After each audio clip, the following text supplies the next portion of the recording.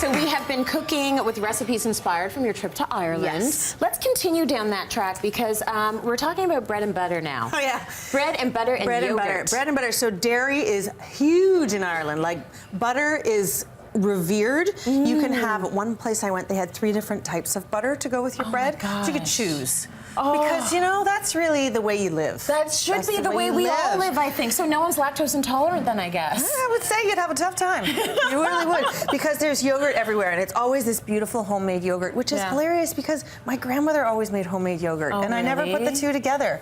It makes sense. Yeah, there's the thought that you can actually make yogurt kind of blew my mind, right? Like, what the heck?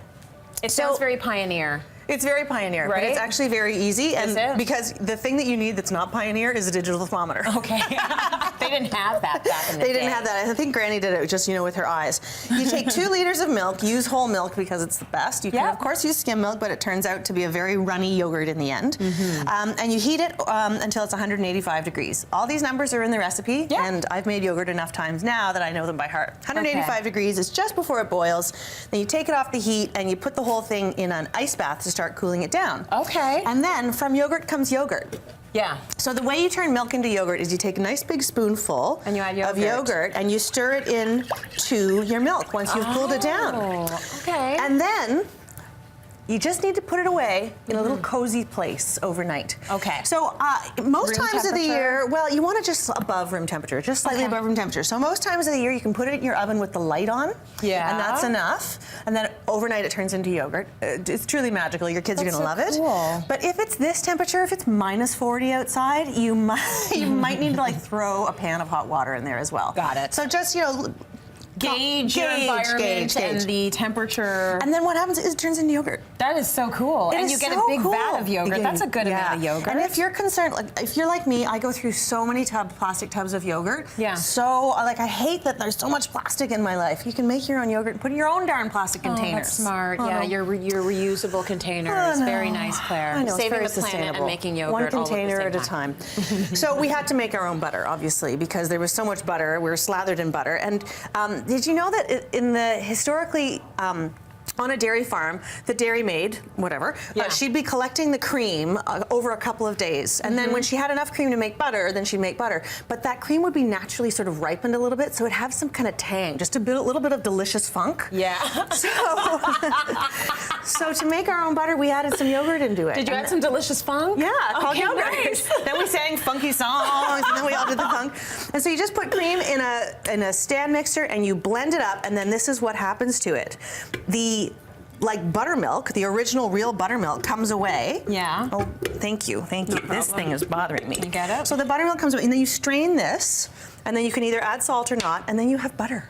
That really? Oh my God. So you just mix those 2 things together and there you go with the butter. Exactly. So cream is just like, you know, you think of old-fashioned butter churns. Yeah. This just speeds up the butter churning. Okay. So we use that. That is amazing. Now, what are you going to do with all that butter? Put it on some bread, baby. The best bread. The best bread I have ever had. I've been holding my breath for that bread. The best bread I've ever had. I now make this once a week at home. Do you? It is 100% whole wheat. Okay. No knead.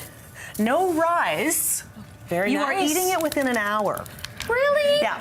Because making bread to me sounds very labor intensive. Oh, I know. 1 pack of yeast, some warm water, a glug of molasses. Yeah. Some people like it sweeter. Some people like it less sweet. You need a little bit of molasses in there. Okay. You were like so self-sufficient. You just made butter, yogurt, now we're making bread. I'm never leaving the house again. It's too cold outside. To. Forget the grocery store. You don't even need it. Give that a few minutes and it'll just all dissolve. Okay. You put in all of your whole wheat flour. This is just, like I said, 100% whole wheat. Right. 100% whole wheat flour. Oh, sorry. Yeah, no problem. That's fine. My apologies. No problem. Pound of flour, a little bit extra water. Salt. You need salt in bread. Yeah, you have to. And it sounds like a lot, but you really need to generously salt your bread. So that does not even look like a lot to me. Yeah, there you go. There. Just keep.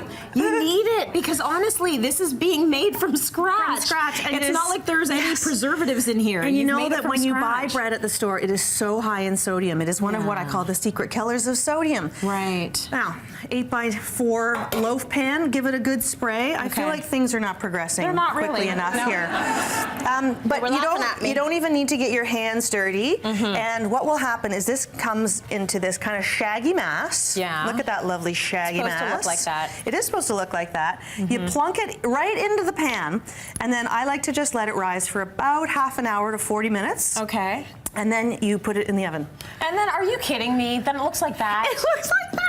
Really? I am telling you, it is magical. This is, I have done, you know, I used to work in a bakery. I used to make a lot of bread. I know a lot of bread recipes. Yeah. I will never make another bread recipe. Because this is the easiest thing This is ever. the easiest. And then it's good for you too. Look at it, done. And then I am you done. take it out and it's warm and you put the butter on and the butter melts on the bread. I'm just saying, it's what dreams are made of. Oh my gosh. Okay, so cityline.ca for these recipes, Yes. all taken from Churning magazine. I just wanted to mention in the yogurt there as well, you've got some beautiful stewed fruit, Yeah. which really adds that tang of sweetness. And you know, it's the middle of the winter. Yeah. There's not a lot of fresh fruit around. No. There is no shame in stewed fruit, dried fruit with a little bit of spices and some water, and it's really delicious and luscious, and of course, good for your insides. That's right, it'll get things moving. Absolutely. All right, let's go to break. More coming up. Stay with us.